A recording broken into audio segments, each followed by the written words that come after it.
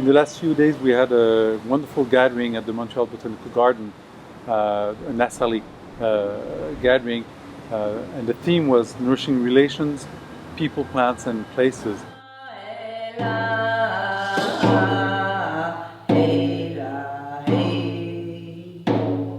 We were fortunate to have a number of nations coming from different parts of Canada and the United States and exchange about problems they're facing and the solution that they brought themselves within their own nation or community to tackle those problems. For example, the Squamish from British Columbia came to Montreal, Kahnawà also from British Columbia. We had a great number of Mohawk people, speakers. We had people coming from Ontario, Anishinaabe people. We had Algonquin people, Naskapi from the center of the province of Quebec. We also had the Cree people that came and exchanged their work on traditional medicine. We had a Yaqui woman that came and other people from California.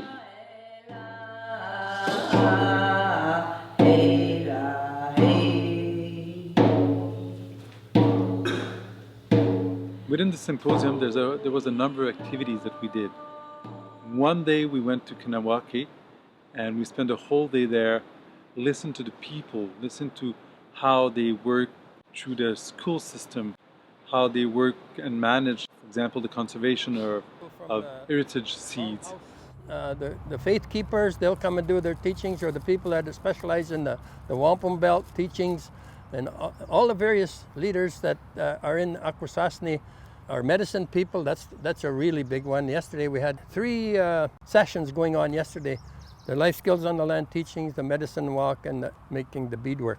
That's the kind of an idea. We met people also talking about the seaway, how it affected their river.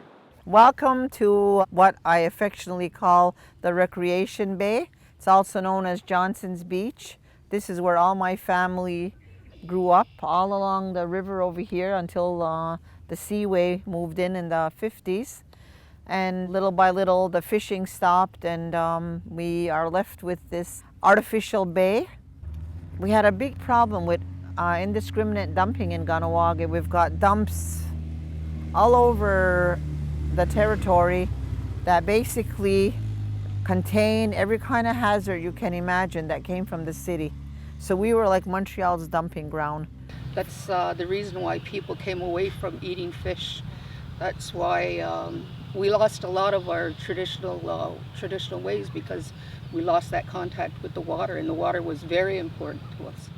The whole claim was based on not just loss of use, but the cultural damage that was done too, because, well, you know, when you're disconnected from the river, you lose that. You lose a lot of your fishing, all the knowledge, all the words that go with that, and a good part of your culture goes.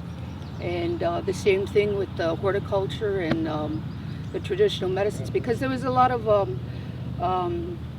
contamination, not just in the ground contamination, not just in the water, the sediments of the water, but there's also contamination in the air we were breathing. Everybody's affected by fluoride, whether you realize it or not. If you're in Akwesasne, you're breathing fluoride because of the process that they use in their aluminum smeltering plants. How we managed to stay alive was we took care of the waste management on the territory.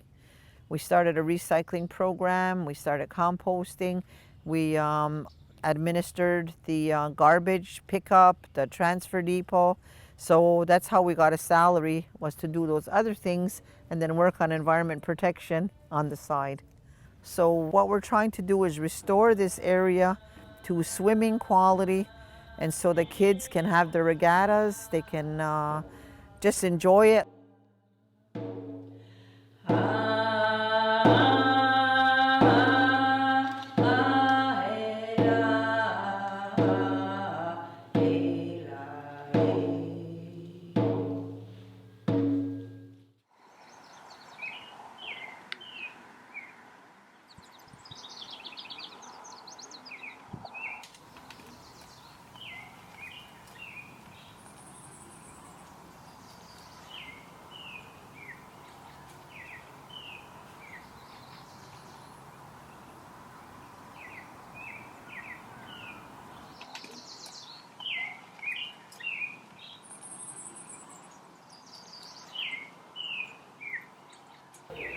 The favorite part of the workshop had to be here at the Longhouse of the Kahnawà tribe. Did you dance? I danced, yes, I danced my heart out. And that felt really good.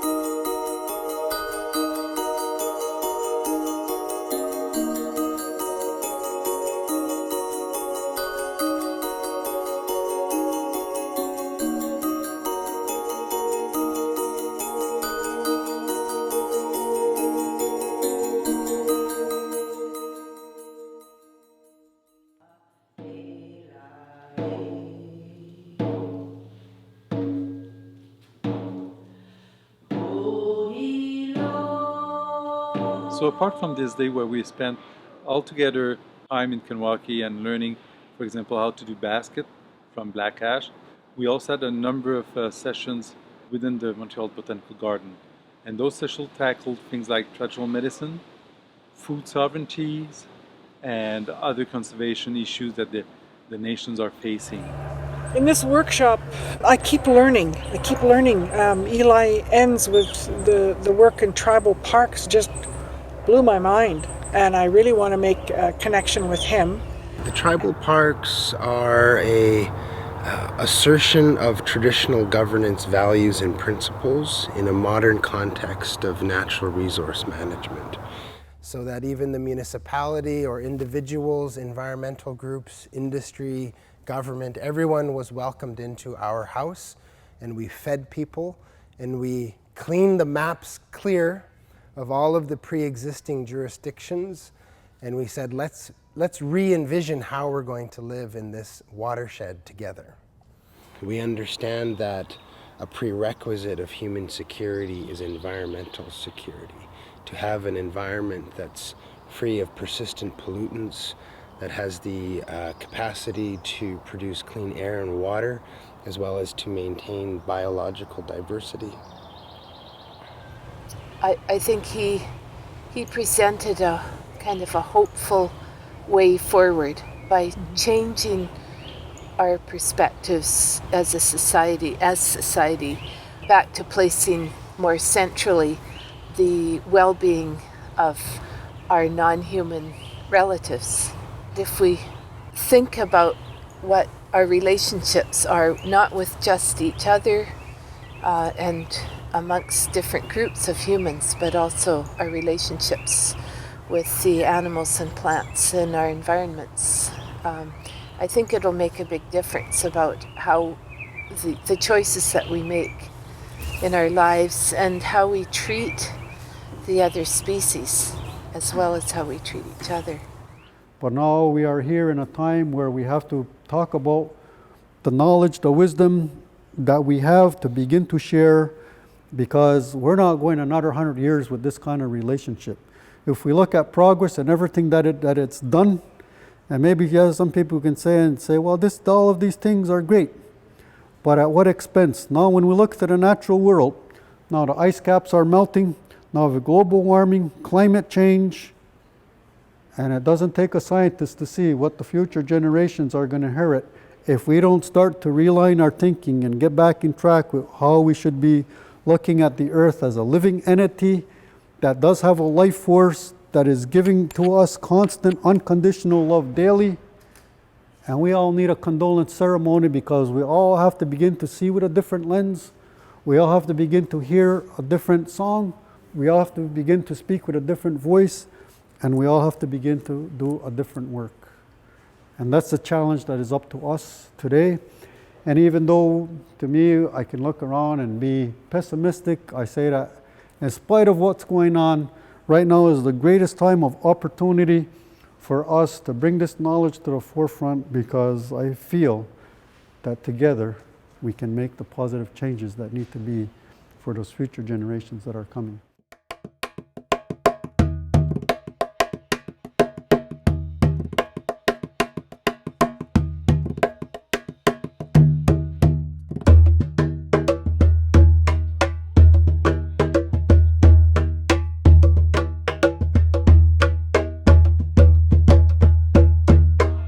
When we bring beauty to address the ugliness that's taken place in our homes or in our communities, or maybe even just bring color into the lives of the people around us, art does so much. And so some of the things it does really is it revitalizes our connections, it rejuvenates and strengthens our languages, our customs, our sovereignty movements.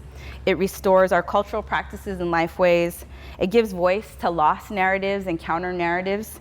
And it also helps to educate younger generations and provide so many ways to connect with elders. And we also saw that with a lot of the projects that people shared, Jane and Bob, the elders who shared the mentorship programs that they have with their elders and their youth. It also helps to speak to injustices and repair our connections and relationships. And it also renews the spirit.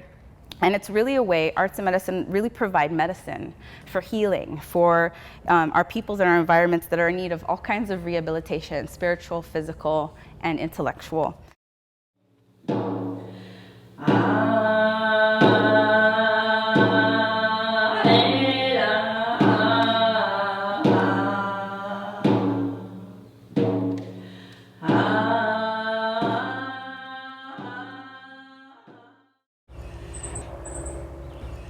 And Priscilla, with her her work in food sovereignty, it just grabs me, because finding somebody who has that passion sort of rejuvenates me to say, okay, when I get home, I want to see what we can do. I want to talk to our chief and council and say, let's make this a priority. Let's learn more about it as a community. So these are two Canadian scholars from my province that have written voluminously about how Canadian policy actually worked to undermine the sovereignty of Indigenous communities in regards to food.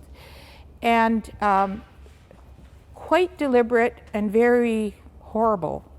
So we are living with the aftermath of that. So when we hear the talks that people have mentioned here about, well, change of lifestyle, change of diet, there was a very political tone to why that happened. It wasn't just that, well, Mushum gave up his trap line willingly, but it was an intentional act of the state policy, which we continue to live with today. There's also one element that I want to bring forward, is the element of land and language. And I think that came out in one of the sessions very strongly. We spoke about at length about the problems of language erosion that happens for a number of those communities. They brought up the ideas that losing their language is a bit like losing their land, and at the same time losing their land is also triggering the loss of language. So the two are really connected, and this is an important element to think about. And think about, if we want to restore languages and we want to restore land, we have to do it by putting those two together. Yeah, what would it take for my community to be well? taking back the land. Living well for our community is being able to spend more time on the land, way more time than we spend now.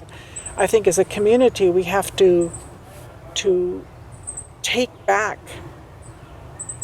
our ability to grow our own food and harvest our own food from the woods, from the forest. That's where we always did. We still have knowledgeable people that know how to modify as opposed to manage the land for the benefit of not just the people, but of the animals, of the soil, of the water. I came into the work thinking that our young people, there's very few of our young people that honor the elders, that just, that can absorb all their teachings and apply it. And we have some that are doing that, and they're becoming master farmers in their early 20s. That's really, I'm blown away by, they're already they know the elders can only handle so much.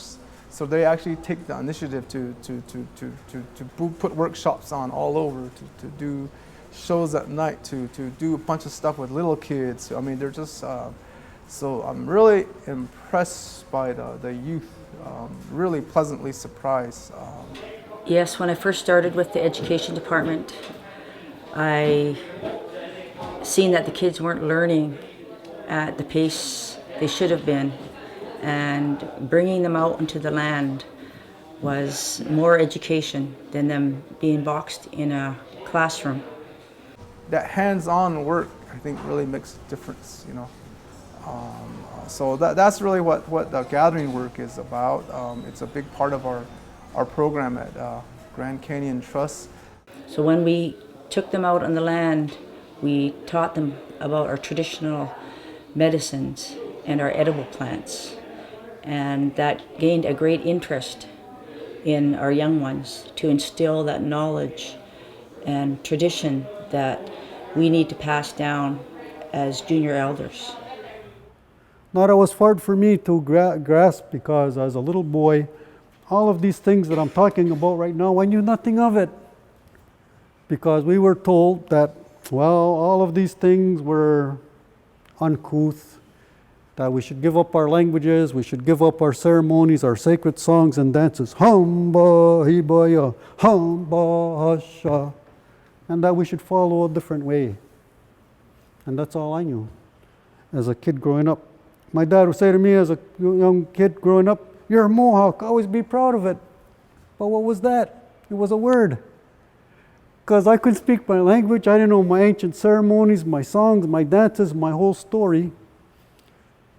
Then we talk about education, right? And in our education system, as a little kid growing up, some of those teachers never said that we were these great people that had anything to offer the world. It was like, you know what? You should be happy that we came and we kind of, for lack of a better word, saved you. Tribal parks is just two words in the English language. What we're really talking about here is dignity and self-determination. When local peoples are the ones who are making decisions about the use of their lands and waters, they have a tendency to make better decisions than somebody who lives in a distant city. So self-determination is a human desire. It's not a skin color condition or a religious tenet. This is something that all of humanity aspires towards. And what's so interesting about that is that in Canada and the United States, if you look at the national parks, in Canada, these huge parks, we're just about up to the 12%. The majority of acres and hectares set aside for national parks have been set aside because Native people want them set aside. They want them protected. The single largest park in Canada was set up because the Cree and the Inuit have said, this land we want to remain sacred. And so far they've been doing an excellent job of managing caribou herds and things that have been in those park areas. I know Eli talked about national parks, but as part of this protection for these rivers meet, it's one of the most sacred areas. The nation has asked us if we could help them form a national park too under tribal law with easements and different things. And I know I was really talking to Darcy about that and getting some help on that. But we're right now, again, ASE is a big part of that.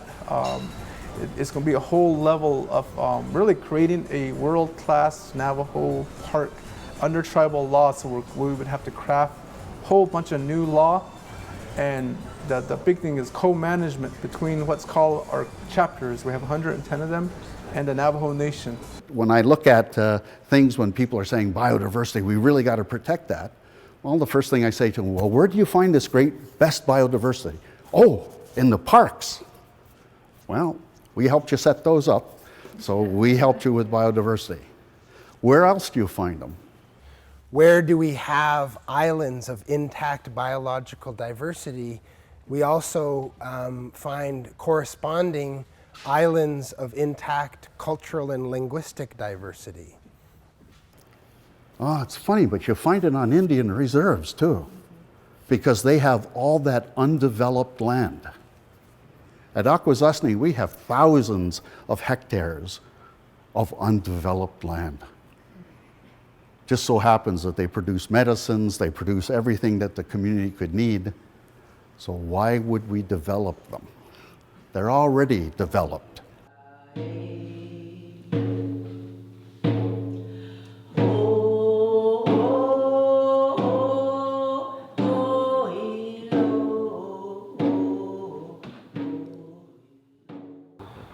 The most valuable thing that I'm getting out of this participation here in Montreal is relationship, is connecting with the individuals who have been forwarding the work here in this part of the world.